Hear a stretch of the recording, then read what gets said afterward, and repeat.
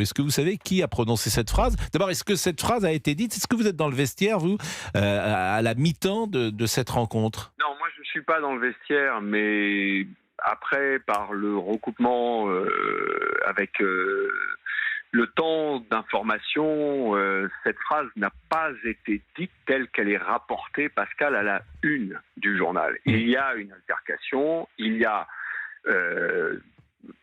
des insultes dans cette altercation de la part de Nicolas Anelka vis-à-vis de Raymond Domenech. C'est la raison pour laquelle Nicolas, au bout de 24 heures, accepte de présenter ses excuses auprès du sélectionneur et du groupe.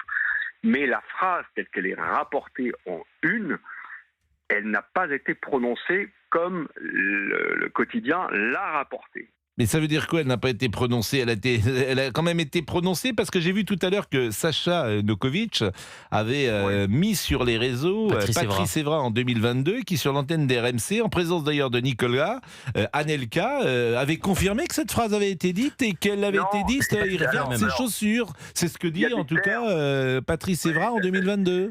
Il y a deux choses à distinguer, et puis moi je suis un ancien journaliste, vous l'êtes, et d'autres, forcément dans la rédaction d'Europe 1.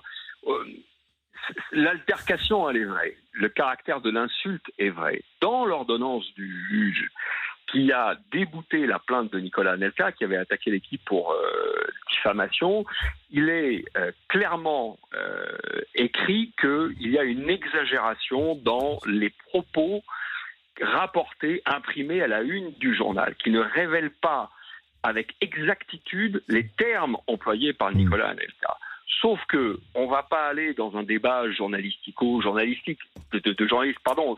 C'est oui, il y a une insulte.